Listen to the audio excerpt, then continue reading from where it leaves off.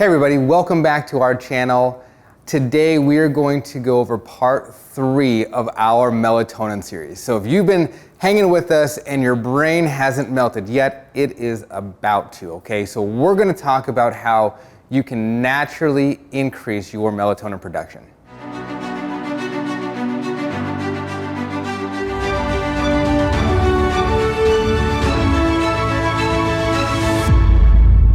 There are several factors that affect melatonin production. Some factors you can influence and some you can't. The first factor that impacts melatonin production is age. As the saying goes, age is just a number, but when it comes to melatonin production, that number can be quite telling. Infants have the highest nighttime melatonin levels, ensuring they get that deep, restful sleep needed for rapid growth and development. However, as we age, there's a gradual decline in melatonin production. By the time many of us hit our senior years, the production can be significantly less than in our younger days. This might explain why grandma and grandpa often find themselves up at the crack of dawn or struggling to get a deep night's sleep.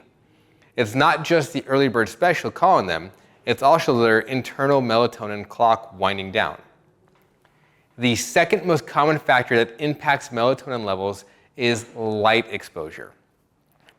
Our world is flooded with artificial lights, from blue light of our screens to the street lights illuminating our neighborhoods.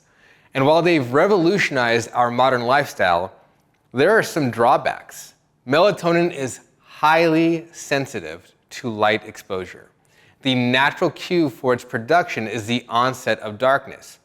So when we're binge watching a show late at night or scrolling through our phones in bed, we're essentially sending mixed signals to our pineal gland.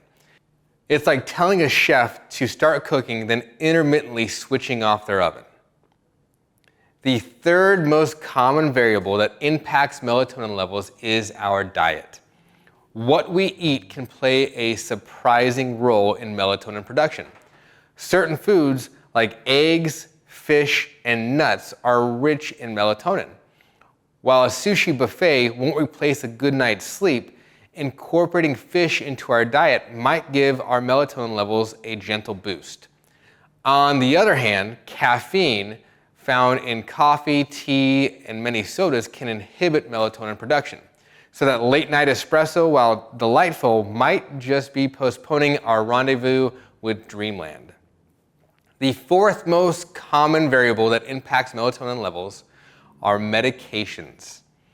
Medications are intended to be helpful, but they come with unintended side effects that can vary from very rare category, where 1 in 10,000 people are affected, to the common category of 1 in 10. If you think about your odds of winning the lottery or take into account the population of a city and compare it to your odds of a side effect in the very rare category, it's still a high occurrence. Some drugs, including certain antidepressants and beta blockers, can alter melatonin production. A person taking these might notice changes in their sleep patterns, not realizing the link to their medication. This really stresses the importance of always being on top of potential side effects and consulting a healthcare professional if sleep disturbances arise. The last factor that we will discuss that can impact melatonin levels is stress. It seems there's no end to the list of ways that stress can impact our health, and melatonin production is no exception. Chronic stress can elevate cortisol levels, which, as we discussed earlier, can play tug-of-war with melatonin. This results in a disrupted sleep-wake cycle. It's like the classic example of lying in bed, mind racing with worries, staring at the ceiling. The more we stress, the harder it becomes to drift off into peaceful slumber. Thanks for watching this part of our melatonin series. I hope you've gotten a lot out of it.